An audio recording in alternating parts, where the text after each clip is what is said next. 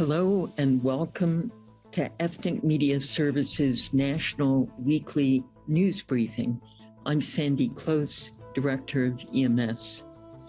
Today, our topic is the wildfire and hurricane season, which started officially on June 1st, and a groundbreaking national effort by nonprofit organizations in states that bear the brunt of these disasters to build resilience at the grassroots in the face of a broken disaster relief system.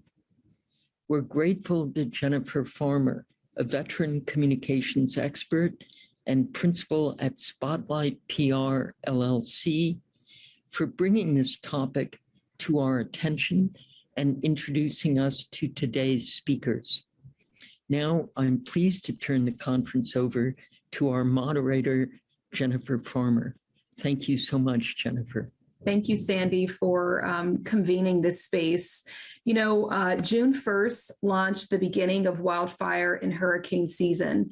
And as our guests across the country brace for an extended period of potentially deadly wildfire season and hurricane season, we need to say that this season is fueled by climate change and past inaction.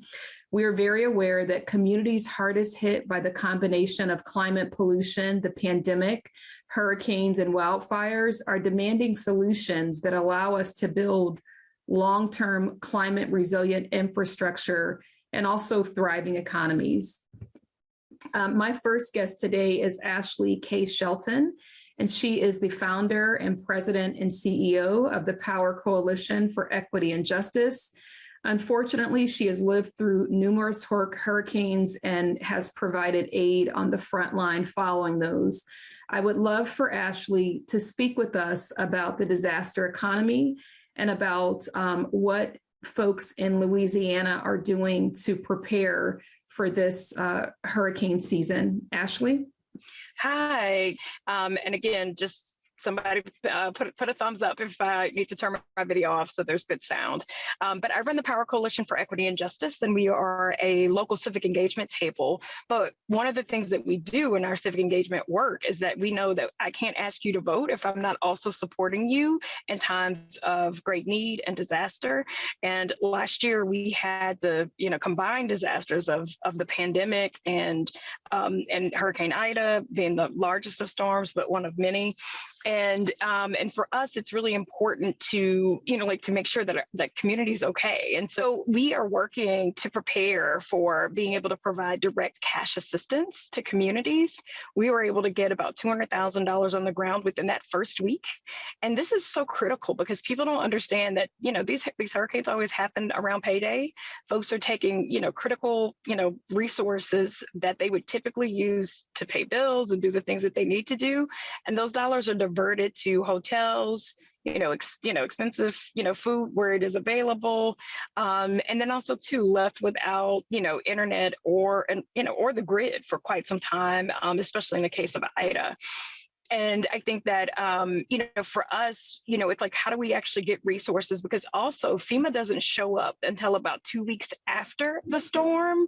And so what that does is creates this gap where folks are desperate, they're reeling and hurting, and that the disaster economy and capitalism in Louisiana has gotten so, it has become such an industry that, we are now, we did a lot of work this legislative session to pass legislation around insurance companies and making sure that we're holding them accountable to their their clients, because we saw a lot of that last year after Ida, where insurance companies weren't paying out.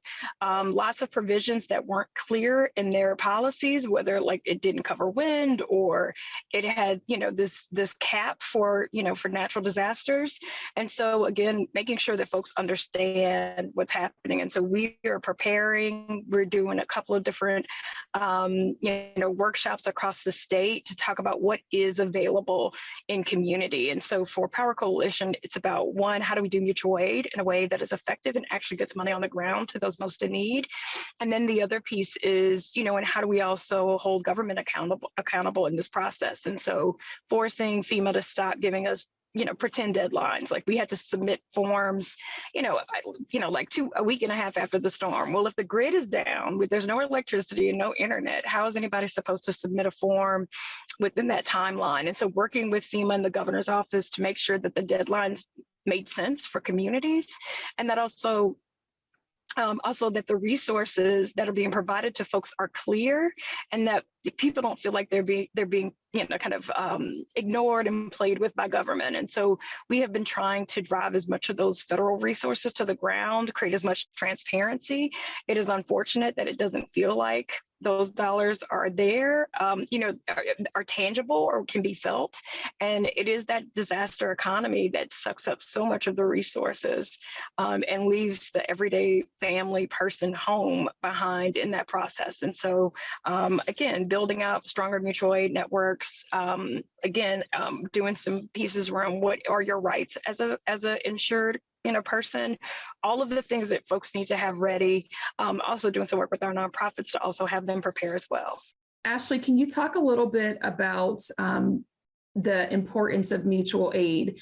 I know in a lot of times after a disaster, people think that FEMA is the solution, but can you talk a little bit about the role that mutual aid has played in communities of color? Absolutely. The one thing that actually works in the aftermath of disaster is community coming together to help each other. And it's one of those things where I often talk about like community has figured it out, right? Like that mutual aid, like really pushing, resources to the ground. Like the infrastructure, I can say, like I said, over 10 years, it's so exciting to see how many folks are actually working and connected to folks in community and really being able to work together to move those resources. And so what we've been trying to do is have some of those same conversations at both the federal level and the state level. I've talked about the idea of tax credits, this idea that, just like we did with the child tax credit. I mean, why can't we, in the midst of a disaster, give folks, $500 for the first 3 months after a disaster is declared and they live within the declared disaster area? Also, too, thinking about like from a mutual aid perspective, one of the things that we often find is, food becomes, like an unbelievable commodity because it's hard to find, food becomes hard to find when the grid is down. Food goes up when the grid is, I'll slow down. The food is, the food is hard to find, and people also find it hard to navigate, the city. And so for us in this moment, one of the things that's really important, and I think is also true, is that we know mutual aid works, and we know that it is a very thoughtful and and a process that is not fraught with fraud, which is what the federal government and state government likes to say about their processes, is that they're trying to protect against fraud. But the reality is that, the fraud to me is that we're not pushing federal dollars down to people that have been devastated by these storms. The fraud to me is that we are putting people through all of these things at the worst moments of their lives. Like, it doesn't make sense. And so, for me, it's also too this idea about, well, how does the federal government begin to trust people that they will receive resources, and that when they receive those resources, that they, of course, are going to rebuild their homes. Of course, they're going to put those dollars where they need to be. And so whether it's a tax credit or just like we did with PPP loans, right? Like, we trusted businesses with a little paperwork and little questions. And so why can't we allow that trust to folks that have been just devastated by these storms? And so, again, we know mutual aid works. We know that the fraud is minimal. And so this idea that we can't trust people with resources is not fair. And I think, and what is really true is we have not been able to trust the government, and we're dealing with clawbacks and other, other things that are happening to people, lots of contractor fraud and other things. And so you're having to pay back money that you put out to a contractor that you can't get back. And so it's all of these things where government just seems to be failing communities. How do people submit required documentation when their documents may have been destroyed in the disaster? Yeah, it is. It's tough. I mean, I think you have a lot of folks, depending on the damage, right? If it's water, there's some things that can be salvaged. but this document process is really difficult. And then what's nice is that, you can get your mortgage company to send you those documents. You can get your insurance company to send you those documents, but you got to remember at scale, you've got thousands of people making those same calls to those institutions to be able to, regain some of the documentation that they need. And so it is slow, and it causes the process to be extended and even longer. And so I would say that, they're able to get some of those documents from, from the folks that they need to get them from, but it is much different when, again, they just moved legislation last year to change the airship issue. And so now at least there are three different ways or several different ways that you can show ownership of your property. And those documents become really critical and oftentimes, can be damaged. And so again, some of that training and some of that preparation, we're doing a whole peel and prep. We've got a crawfish boil. We're going to be talking to community. And at that, we're talking about the kinds of boxes and different ways to protect their documents. Because at this point, we've been through so many storms that, folks are getting a little bit more savvy.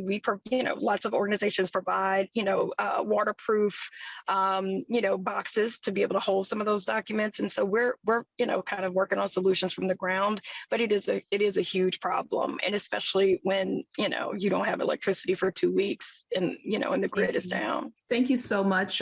So our next guest is Daisy, Badola Sotelo. And Daisy, I hope that I've pronounce your name correctly. Daisy is the organizing director with PCUN. And just so you all know, PCUN supports Latinx families in Oregon, from farm workers to young people. And the goal is really to help the community have stronger political power to collectively improve their well-being and also to increase prosperity for all. Daisy, thank you so much for being with us all the way from Oregon. Can you talk a little bit about the concerns that you may have as we head into wildfire season and hurricane season, and also, the impact on farm workers?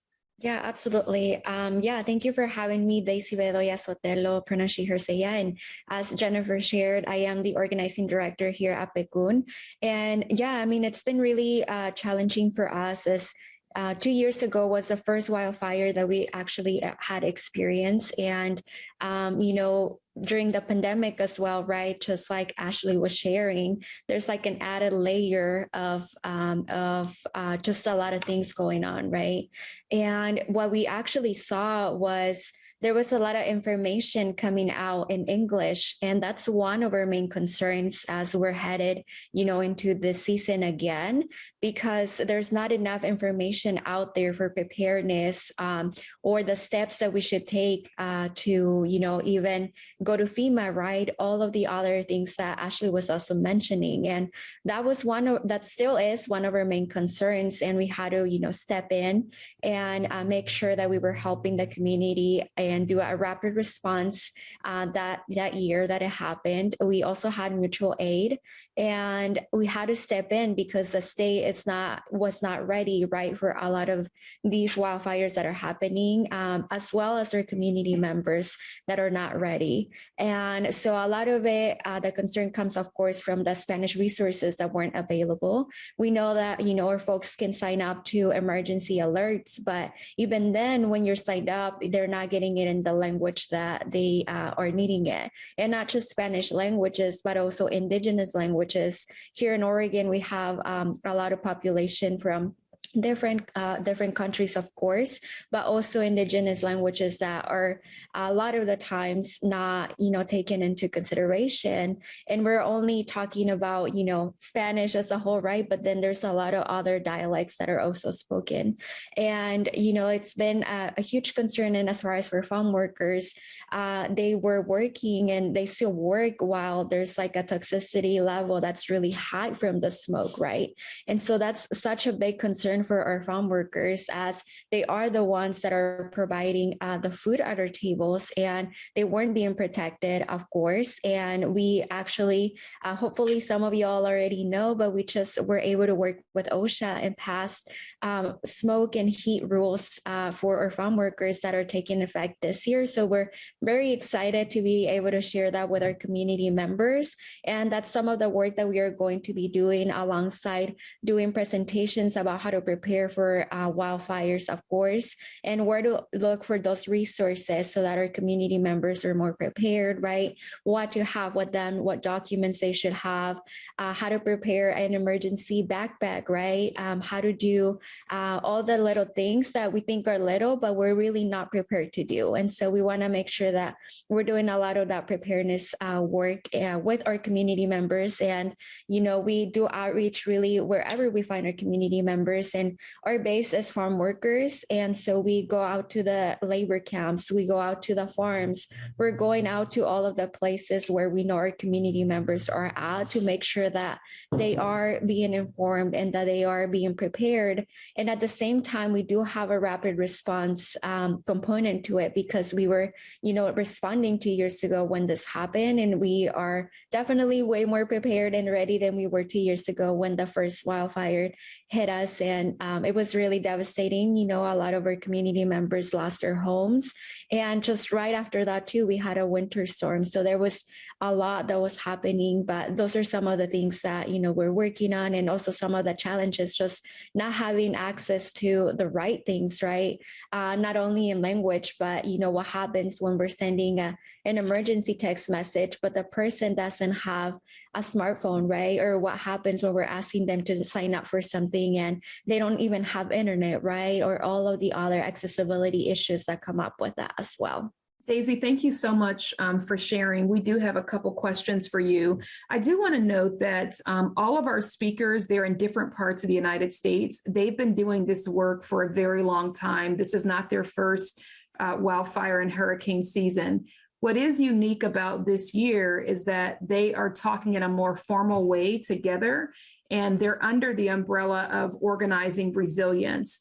But to focus on organizing resilience versus the specific organizations that they are representing would be a mistake, because they have been doing this work on their own in community for a long time. So I just wanted to share that for framing.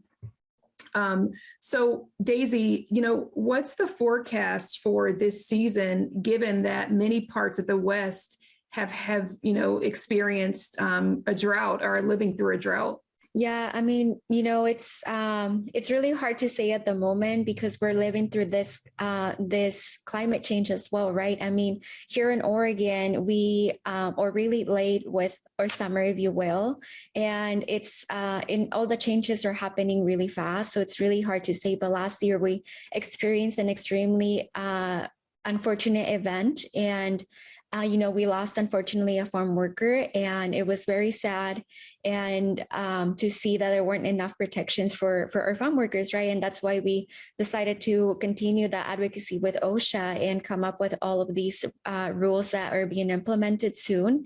But the truth is that last year we experienced a heat wave, and it was also the first time in, I think, 20 years that we had that amount of temperature, of high temperature. And so, as we are like getting ready for the unexpected, because right now the sun hasn't really come out. We've had, some hot days, but it's really hard to say what it looks like. But definitely I would say we're getting prepared for probably another heat wave, right? As we already saw it last year, wildfires as well. And then really anything else that might come up. Unfortunately, we have to be ready as, an organization, as a state, and of course, as our community members as well. And it's sometimes unpredictable to even say, we might have one or two or three. And the difference between Oregon and California too is that, we experienced some of the first ones just like 2 years ago. And, we're not at the level that California is at the moment. So it would be a mistake for me to say, this is really what we're looking at, but definitely rather getting prepared for another, wildfire season. and of course another heat wave. And it's very unfortunate that, we're here, but it's the reality also of many of our communities that we're facing at the moment. Daisy, thank you so much. I want to ask you one more question, and then I'll hold the other questions until we get through. If farm workers are undocumented, do they qualify for relief? Like if they are directly impacted, can they still receive support from FEMA if they're undocumented? Yeah, so that has been extremely challenging, and it's really challenging when it comes to agencies, right? Because even with the pandemic, we actually stepped up and were able to secure funding for our undocumented individuals, because as you all know, they did not qualify for stimulus checks. And so it was a state initiative that happened with 3 organizations that are sister organizations from us.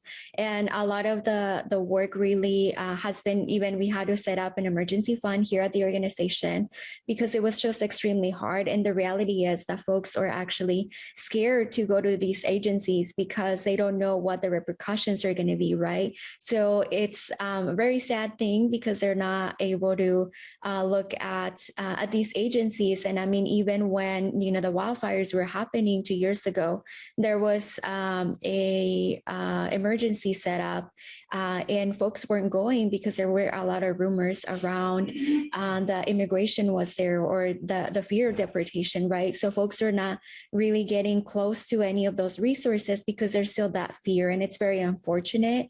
And so we've been able to help through other ways, with the state and then or other organizations through mutual aid. But the reality is that folks are not really looking at FEMA, right, and saying, hey, we need this money, because there's just so much paperwork that goes into it, and there's a lot of fear at the moment that we're still, having to work with as well, to be able to work with all the other agencies. But the reality is there's a mistrust, and it's just not also accessible to them. Daisy, thank you so much. I want to go to our next guest. And our next guest is Chriselle Pillay. She's the executive director of the Home Coalition in Houston. So Chriselle, you and I have had conversations around the PTSD that can come from natural disasters that are exacerbated by the climate crisis. Before I heard you talk about this, I had never experienced it. Can you speak with our audience about just what it's like to survive a storm and then to know that you're still in the eye of the storm? So can you talk about that and anything else that you want our audience to know? So, I'm in Houston, Texas, and I'm the executive director of the Home Coalition. So we've been working, and we were actually created in the midst of Hurricane Harvey. And so we're a coalition of about 19 organizations that are working at the intersection of housing, flood resiliency, environmental justice issues, labor rights. It's all undergirded by community organizing.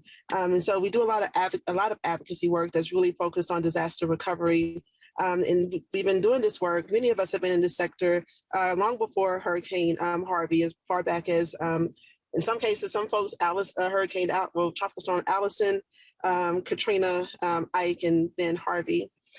So clearly, we are no stranger when it comes to tropical activity. And although Harvey happened almost 5 years ago, unfortunately, there are so many people that are still that are still waiting for assistance and for their homes to be repaired, and especially low-income communities of color that are continuing to live in leaky roofs and homes with rotted wood, moldy ceilings, and walls.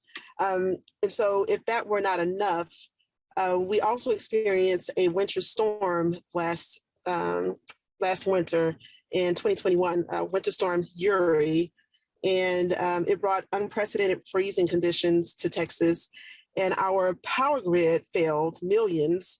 And this is the energy capital of the world. And we were left in freezing conditions and darkness for days, and in some areas actually for weeks. And then after the temperatures actually increased and the plumbing pipes warmed up, another disaster struck because there were burst plumbing pipes and water damage to homes and no running water. So as we, coming into our now in another hurricane season, with tropic activity actually looming in the Gulf right now, our community is really suffering from PTSD.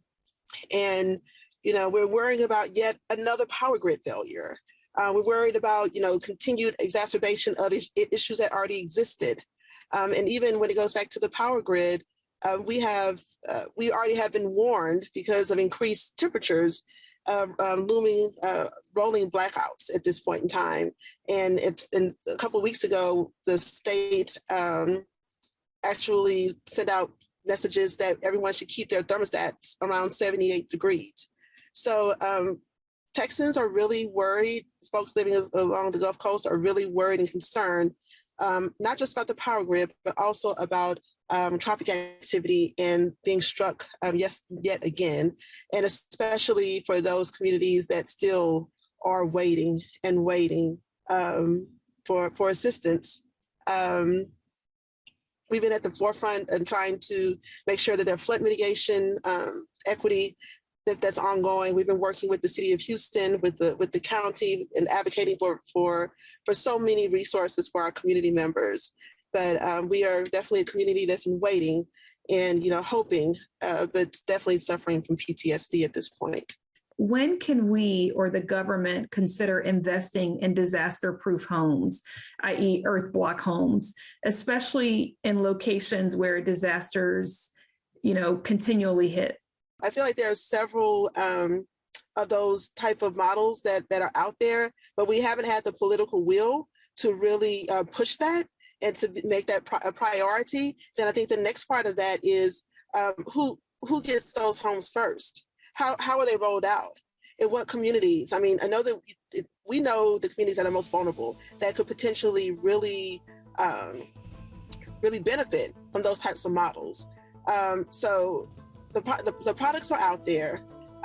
There are various concepts about how to implement them, but what I've seen is that we've not had the political will to make it a priority and to really push that instead of the traditional FEMA trailer. Sandy, thank you so much.